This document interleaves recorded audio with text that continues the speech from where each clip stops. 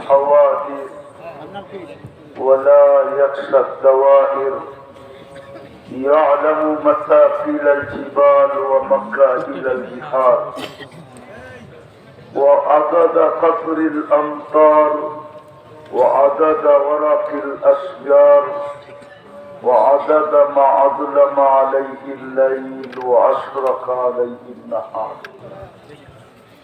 ولا تؤاني منه سماء سماء ولا أرض أرضا ولا بحر ما في قاري ولا جبل ما في وادي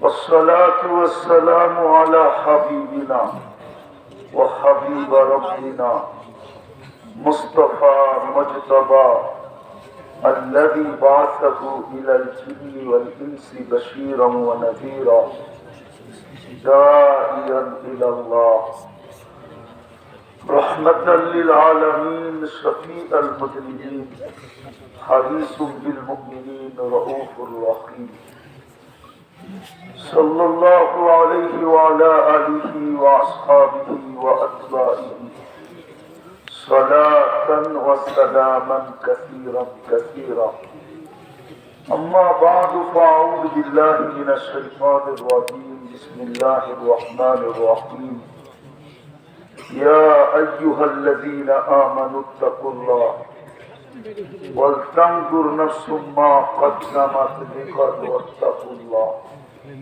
إن الله خبير بما تعملون وقال رسول الله صلى الله عليه وسلم إنكم لتموتون كما تنامون تبعثون كما تستيقظون تحاسبون بما تعملون أو كما قال عليه الصلاة والسلام দারুস সুন্নাহ মাদ্রাসা কর্তৃক আয়োজিত মুক্ত মাহফিলের সম্মানিত সভাপতি, উপস্থিত ওলামায়ে কেরাম, এলাকার বিভিন্ন জায়গা থেকে আগত মুসলমান ভাইয়েরা, যে পর্যন্ত লাউড স্পিকারের আওয়াজ পৌঁছতেছে, যদি শোনার কোন সুযোগ থাকে তো পর্দার অন্তরালে মা ও বোনেরা, কোরআন হাদিস থেকে যতটুকুই তেলাওয়াত করলাম আশা রাখি একই সামনে রেখে কিছু কথা রাখবো। সাথে সাথে সকলের কাছে অনুরোধ, যতক্ষণই কথা চলবে বা আমি যতটুকুই শুনব পরিপূর্ণ মনোযোগ দিয়ে শুনব,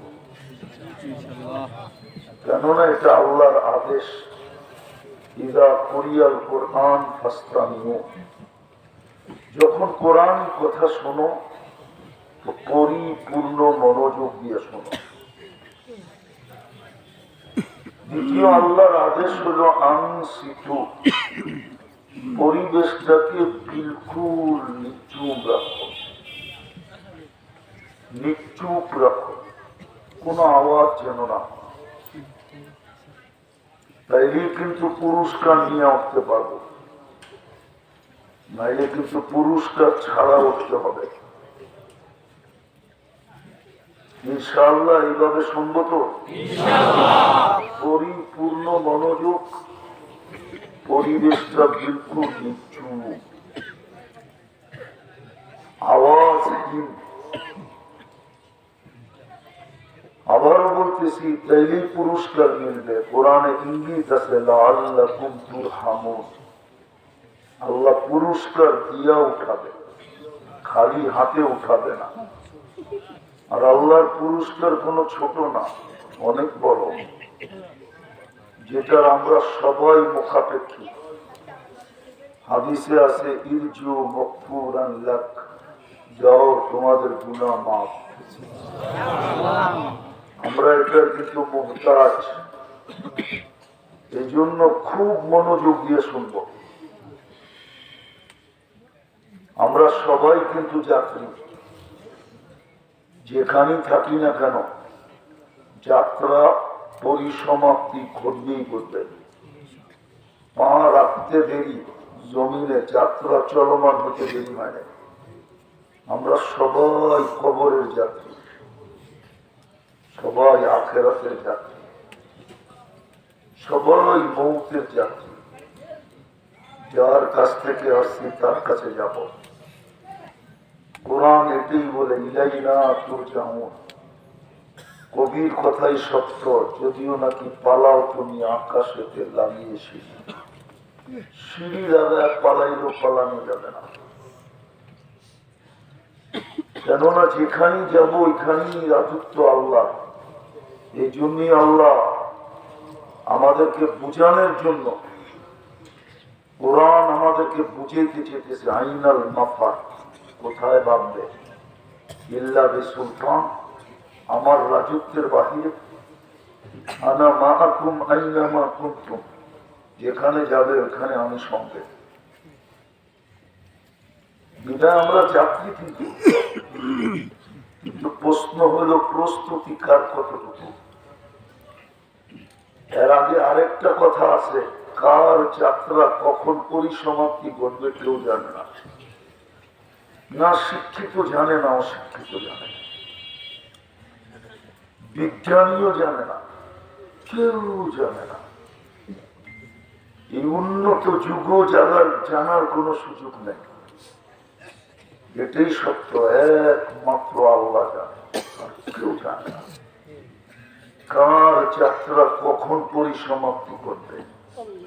সূর্যের কথা সত্য হতে পারে, আজকে ডুবতে ডুবতে এই এলাকায় সূর্য বলতে বলতে ডুবছে, লান আউদ ফি হায়াতিকা আবাদা, হতে পারে কেউ আমাকে উঠতে দেখবে না। সালতার মানুষ কেউ কাল সকালে আমাকে উঠতে দেখবে না। আমি উঠবো কিন্তু তোমরা দেখবে না। দুনিয়াতে না থাকলে কোথেকে দেখবে? ইতিহাস আছে, মুসা আলাইহিস সালাম, ওই জায়গা আমি চিনি। মুসা আলাইহিস সালাম মধ্যখানে দাঁড়ায় জিজ্ঞাসা করছে, কাইফা দাম্মারাকুমুল্লাহু তাদমীরা, তোমাদেরকে এরকম সমূলে মাটিতে মিশিয়ে দিল কি করে? তো বললো, বিতনা বিল আফিয়া, ফুর্তি করতে করতে নিশ্চিন্তে ঘুমায় গেছিলাম। আসবাহনা ফিল হাবিয়া, উঠা দেখি আমরা হাবিয়া নামক দুযোগে। বলবেন দুযোগে গেল কেন? এটারও কারণ আছে, হাদিসের কারণ উল্লেখ আছে। দুই কারণে দুযোগে চলে গেছে। হতে পারে আমরা কাল সকালে সূর্য উঠতে দেখবো না, কিন্তু আসল প্রশ্ন, বলুক যুবক, যুবককে তো আল্লাহ ডেলি সতর্ক করে, লা তাফরাহ বিদুনিয়া, যুবককে বলে লা ইয়াগতাররুকা শাবাবুকা, যুবক যৌবন যেন তোমাকে বিমুখ